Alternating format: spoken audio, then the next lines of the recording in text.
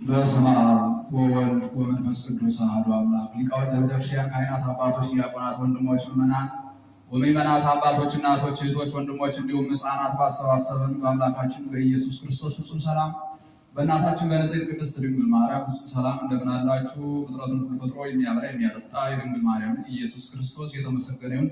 አምላክን በድንግልና ጸንሳ በድንግልና የወለደችልን ዘላለማዊት ድንግል እመቤታችን የተመሰገነች ትሁን። ሊቀ መላእክት የመላእክት አለቃ ቅዱስ ሩፋኤል የተመሰገነ ይሁን። ቅዱሳን መላእክት፣ ቅዱሳን አበው፣ ቅዱሳን ነቢያት፣ ቅዱሳን ሐዋርያት፣ ቅዱሳን ጻድቃን፣ ቅዱሳን ሰማዕታት እንዲሁም ቅዱሳት አንስት የተከበሩ ሴቶች ሳይቀሩ እግዚአብሔር አምላክ ባከበራቸው መጠን የተመሰገኑ ይሁኑ።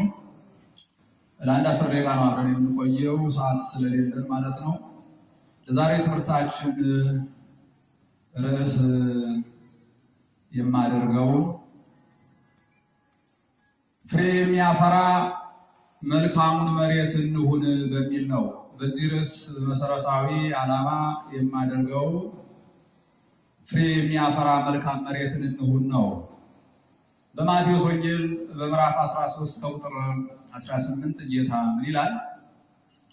ዘሪ ሊዘራ ወጣ። ዘርም ሲዘራ አንዱ በመንገድ ወደቀ፣ አንዱ በጭንጫ ወደቀ፣ አንዱ በሾህ መካከል ወደቀ፣ አንዱ በመልካም መሬት ወደቀ። በመንገድ የወደቀው ለወፎቹ ምቹ ነው፣ ወፎች በሉት፣ ሳያፈራ ከስሮ ቀረ። እንዲሁ ደግሞ ሌላኛው በጭንጫ የወደቀ አለ። መብቀሉን በቅሏል፣ ጥልቅ ስር እንዳይሰድ ከስር አለቱ አገደው። ፀሐይ በወጣ ጊዜ ጠወለገ፣ ሳያፈራ ከስሮ ቀረ። በእሾህ መካከል የወደቀው መብቀሉን በቅሏል፣ እንዳያድግ እሾሁ አነቀው፣ በዚያው አስቀረው፣ ሳያፈራ ከስሮ ቀረ። መልካም መሬት ላይ የወደቀው ግን መብቀሉንም በቅሏል፣ አድጓል፣ ፍሬ አፍርቷል። አንዱ 30 አንዱ 60 አንዱ 100 ፍሬን አፈራ። አሁን እኛ እኒህ የሰው አይነቶች ናቸው አሁን የነገርኳቸው። የትኛውን እንሁን ነው? ቃሉን ሰምተን በሰማነው ቃል ስራ በመስራት ጽድቅ በመስራት ፍሬ አፍርተን ለሕይወት እንብቃ ነው። እንደነዚያኞቹ መክሰር አይገባም። አሁን እነዚያኞቹ እኮ ለመስራት ተንከር ብለው ነበር። በእሾህ መካከል የወደቀው በቅሎ እኮ እንደማደግ ብሏል፣ ግን ፍሬ እንዳያፈራ እሾህ አስቀርቶታል። አዎ እንግዲህ ለተወሰነ ጊዜ ስራ መስራት ይኖራል። መቼም መውጣት መውረድ ጽድቅ መስራት ይኖራል። ሳናዛልቅ ሳንዘልቅ ዝም ብለን በከንቱ ጀምረን እንቀራለን። ያ ደግሞ ሕይወት አያሰጥም። እስከ መጨረሻው ካልጸኑ መዳን አይገኝም። ወዛ ዝለፈ ትዕግስቶ ውእቱ ይድህን፣ እስከ መጨረሻው የሚታገስ ብቻ እርሱ ይድናል የተባለ እና ያም ደግሞ በጭንጫው እኮ ያለው በቅሎ ነበረ። ጥልቅ ስር ግን እንዳይሰድ ከስር ደግሞ አለት አገደ። ፀሐይ በወጣ ጊዜ ጠውልጓል። ያን ጀምሮ የተወው እኮ ነው። ስራ ሳይሰራ በቃ ስራ እየሰራ እንደው እንዲያ እያለ ጽድቅ እየሰራ ቃሉን ሰምቶ ጥሩ ስራ እየሰራ እንዲያ እያለ ፈተና በመጣ ጊዜ ዝም ብሎ የሚክድ ነው። ያም ለሕይወት አያበቃም። እስከ መጨረሻው መጽናት ብቻ ነው ለሕይወት የሚያበቃ ማለት ነው። እና ዞሮ መልካሙን መሬት እንሁን ነው። ሰምተን በሰማነው የእግዚአብሔር ቃል ስራ በመስራት ጽድቅ በመስራት ቃሉን ሰምተን ንስሐ በመግባት ስጋ ወደሙን በመቀበል እንዲሁ የበረከት ስራ የጽድቅ ስራን አብዝቶ በመስራት ለዘላለም ሕይወት እንብቃ ነው እኔ የምለው ማለት ነው። እና ቃሉ የሚለን ይሄን ነው ማለት ነው። እንግዲህ እንደነገርኳችሁ ዘሩን ሲዘራ ዘር የእግዚአብሔር ቃል ነው። ዘር የተባለ እግዚአብሔር ነው። ዘር የእግዚአብሔር ቃል ነው እና እግዚአብሔር ቃሉን ሲዘራ አያዳላም። ለክፉ ለደግ አይልም፣ ለሁሉም ነው የሚያዳርስ። ልክ ዘሪው ሲዘራ በሁሉም አይነት ሰዎች ላይ ወድቋል። በመንገድ እንደተመሰለው ሰው፣ በጭንጫ እንደተመሰለው ሰው፣ በእሾህ መካከል ባለው መሬት እንደተመሰለው ሰው፣ በመልካም መሬት እንደተመሰለው ሰው ሁሉም ላይ እንደወደቀ ዘሩ እግዚአብሔር ቸር ከመሆኑ የተነሳ ደግ ከመሆኑ የተነሳ ቃሉን በሁሉ ነው የሚዘራ። ቃሉን ሲዘራ ስለማያዳላ ለሁሉ ነው የሚያዳርስ። ለሰነፉ ይደርሳል፣ ለብልሁ ይደርሳል፣ ለጁ ይደርሳል፣ ለጀግናው ይደርሳል፣ ለኃጢአተኛው ይደርሳል፣ ለጻድቁ ይደርሳል፣ ለክፉ ይደርሳል፣ ለደጉ ይደርሳል፣ ቃሉ ለሁሉ ይደርሳል።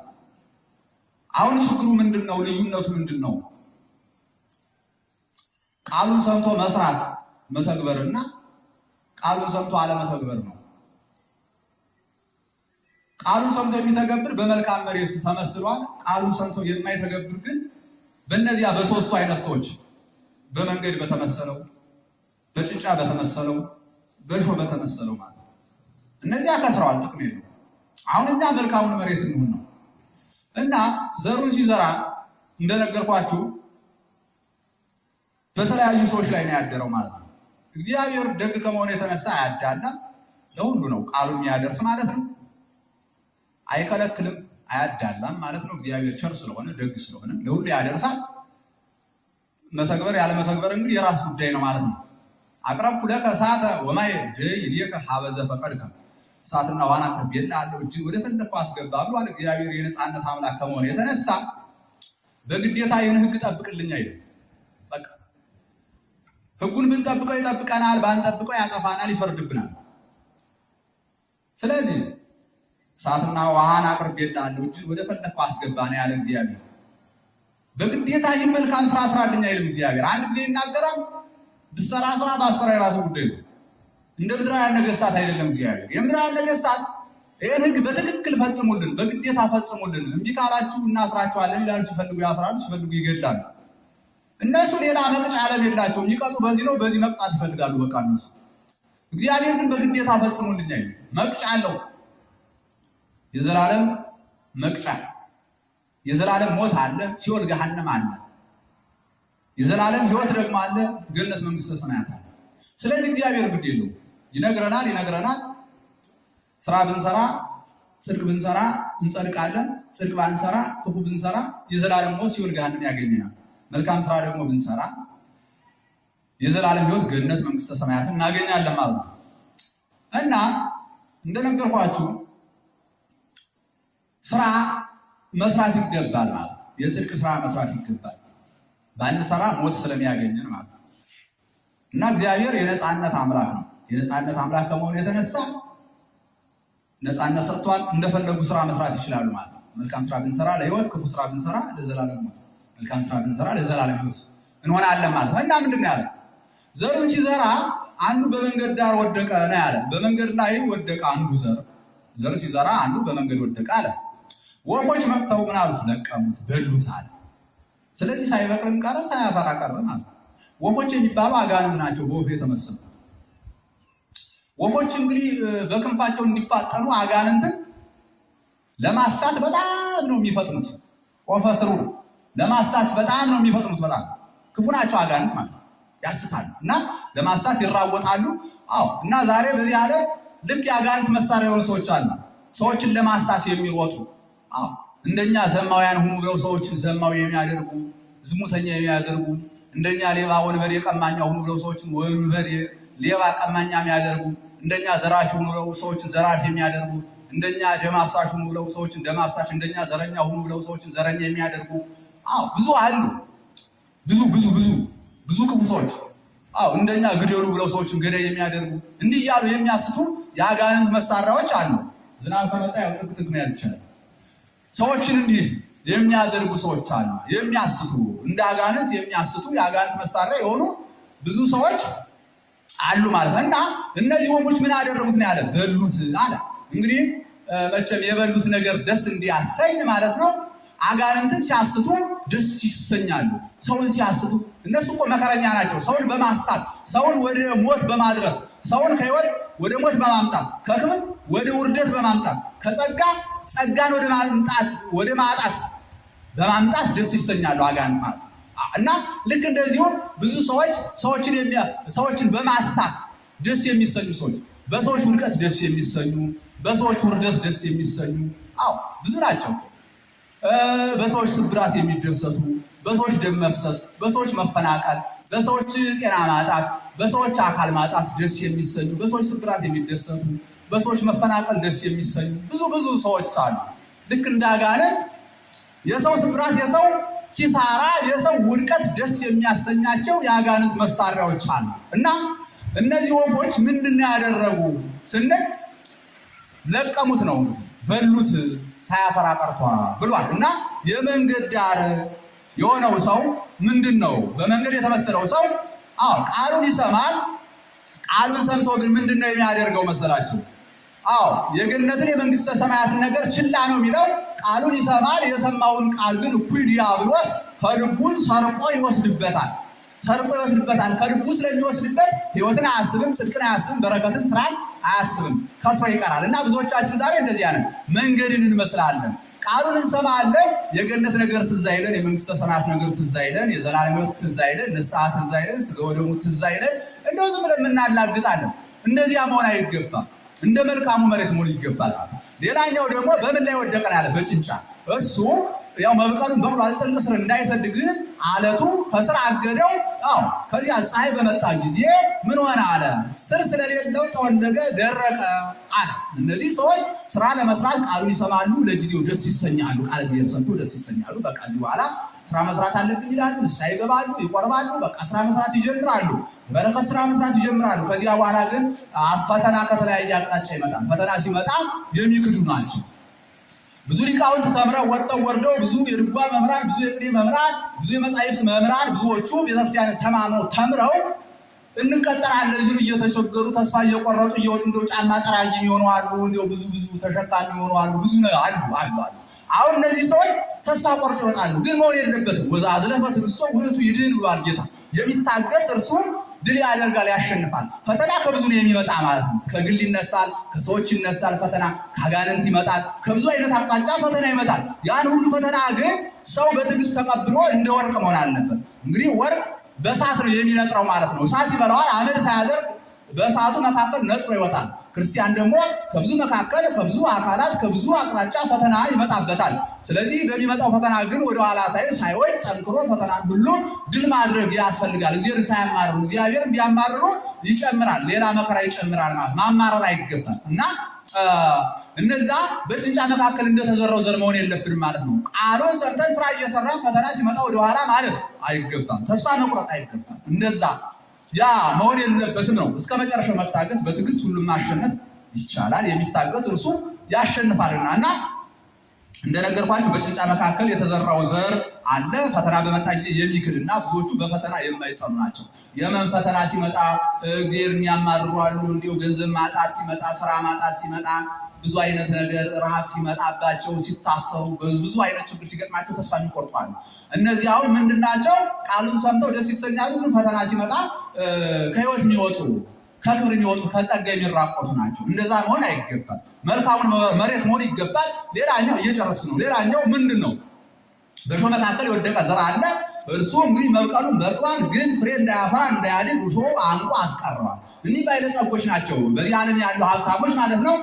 ሀብታቸው ማነቆ የሆነባቸው ብንሰጥስ ብንከስርስ፣ እንዲሁ ብንሰጥስ ቢቀነስብንስ ብለው እንዲሁ ለገንዘብ የሚስገበገቡ ልክ እንደ ነዌ ማለት ነው ክፉ የሆኑ ሀብታሞች በቃ ብንሰጥስ ቢቀነስብንስ የሚሉ ግን ቢሰጡ እኮ ቢያበሉ ቢያጠጡ እኮ ይከብራሉ። ብናበላ ብናጠጣ፣ ቤተክርስቲያን ብናሳንስ፣ መልካም ስራ ብንሰራ፣ መባ ለቤተክርስቲያን ብንሰጥ፣ ለቤተክርስቲያን ንዋያተ ቅድሳትን እየገዛን ብንሰጥ እንዲሁ ቢቀነስብንስ ቢሉ ግን እኮ ይጨመርላቸዋል እንጂ አይቀነስም እኮ። የሚሰጥ እግዚአብሔር ነው። ተመልከቱ።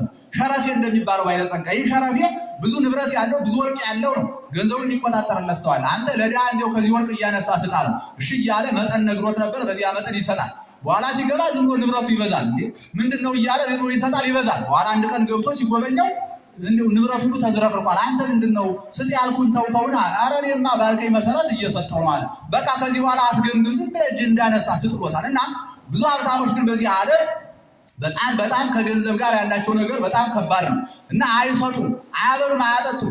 ገንዘባቸውን ሞት ነው የሚሰበስቡበት። በራሳ ልክ እንደ ነዌ በራሱ ገንዘብ ላይ ሞት እንደሰበሰበ፣ ቅጣት እንደሰበሰበ በዚህ ዓለም በቃ ሞትን የሚሰበስቡ አሉ። በገንዘባቸው ሰው የሚያስገድሉ፣ የሐሰት ምስክር የሚያቆሙ፣ ብዙ ነገር የሚያደርጉ በገንዘባቸው ብዙ ፋት የሚሰሩ ሰዎች አሉ። በሰው ላይ በገንዘብ በጉቦ የሚያስፈርዱ ብዙ ሰዎች አሉ። ይገርማቸው ገንዘባቸውን ለራሳቸው መሞቻ መሳሪያ የሚያደርጉ ግን እኮ በዚህ ዓለም ነው በረከትም ቢሰሩበት ስራ ቢሰሩበት በመንግስተ ሰማያት ቤት ይሰሩበት ነበር።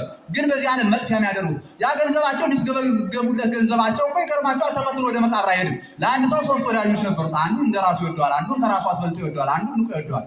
እንደራሱ የሚወደው ወዳጅ አለው፣ ንቆ የሚወደው አለ፣ ከራሱ እንደራሱ የሚወደው አለ፣ ከራሱ አስበልጦ የሚወደው አለ፣ ንቆ የሚወደው አለ። እንዳጣ ተቸገረ። በዘመኑ የነበረው ንጉስ ናስቲ ወደ እኔ ቤት ብሎ መልእክት ልኮበት ይሄዳል።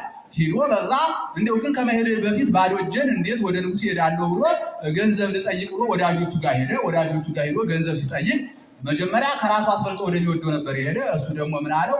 አንዲት ልብስ ሰጥቶ ሸኘው። እንደራሱ አድርጎ ወደ ሊወደው ይሄድ አልቅሶ ሸኘው። በጣም ንቆ የሚወደው ወርቅ ብትል ብር ብትል ሁሉ ነገር አለልህ፣ ይሄን ውሰድ፣ እንደውም ከንጉሱ ጋር ግባባለሁ፣ ለንጉሱ ነግርልሃለሁ፣ የተሻለ ነገር ይሰጣናል። ይሄ ምሳሌ ነው። ንጉስ የተባለ እግዚአብሔር ነው። ሁላችን እግዚአብሔር በጊዜው በዘመኑ ይጠራናል። ወትሮ መንገደኛ ፊትና ኋላ ነው። ሞትም እንደዚህ ነው። ፊትና ኋላ አይቀርልን፣ ይጠራናል። አሁን ከራሱ በላይ አስፈልጦ የሚወደው ወዳጁ አንድ ልብስ ሰጠው። አንድ ልብስ ሰጥቶ ሸኘው። እንዳልኳችሁ ሰዎች ገንዘብን ከራሳቸው በላይ አብልጦ ይወዳል። ሰው እንግዲህ ከራሱ በላይ አስፈልጦ የሚወደው ወዳጁ ገንዘቡ ነው። ሰዎች በዚህ ዓለም ገንዘብን ከራሳቸው በላይ አስፈልጠው ከመውደዳቸው የተነሳ ስለ ገንዘብ ሃይማኖት ይክዳሉ፣ በገንዘብ ጉቦኛ ያደርጋሉ፣ ሰውን በገንዘብ ሰው ያስገድዳሉ፣ ብዙ ነገር ያደርጋሉ። ስለ ገንዘብ 666 እያሉ ብዙ ነገር ህይወታቸውን እያጡ ስለ ገንዘብን ከራሳቸው በላይ ስለወደዱ ራሳቸውን ስለ ገንዘብ የሚያስቆንኑ ሰዎች አሉ። ግን የሚከተለው ምንድነው? አንዲት መግነዝ ይህ የሚስገበገብለት ገንዘቡ እኮ ማነቆ የሆነበት ገንዘቡ ወደ መቃብር ሲገባ አንዲት መግነዝ ብቻ ነው ይዞ የሚወርደው። አንድ መግነዝ ነው የሚሰጡት። ያንም እንደው አከበርን ሲሉ ነው እንጂ እኮ ዝም ብለው ቢቀሩትም ጠያቂ የላቸውም። የሚገርማችሁ ነገር በጣም ልክ እንደራሱ የሚወደው ቤተሰብ ነው። ቤተሰብ ደግሞ አልቅሶ ሸኘው እንዳልኳችሁ። ቤተሰብ አልቅሶ ከመሸኘት በስተቀር ሌላ ስራ የለውም። በጣም ንቆ የሚወደው ያልኳችሁ ግን መልካም ስራ ነው። ሰዎች በዚህ ዓለም መልካም ስራ ንቀውታል፣ ትዝም አይላቸው፣ አይሰሩትም ጭራሽ። እርሱ ግን ወርቅ ብትል ብር ብትል ሁሉን ውሰድ ብሎ ሰጠው። እንዲሁም ከንጉሱ ጋር ግባባለሁ። ንጉስ የተሻለ ይሰጣል አለ። ንጉስ እግዚአብሔር ነው። መልካም ስራ ብቻ ነው ከእግዚአብሔር ጋር ተከትሎ የሚለው በእግዚአብሔር ፊት የሚያቆም ለጽድቅ ለበረከት ለህይወት ለዘላለም ህይወት የሚያደርስ ማን ነው? መልካም ስራ ነው። እና ሰዎች ግን በምንድን ናቸው? ባለጸጎች ሀብታሞች፣ በዚህ ዓለም ያሉ ሀብታም ሁሉን ሳይሆን የተወሰኑትን ነው። እነሱ ግን ምንድን ናቸው? ልክ በእሾህ መካከል እንዳለው መሬት ናቸው ማለት ነው። በዚያ ላይ ዘሩ ወድቋል፣ ግን ማደግ ጀምሮ ነበረ።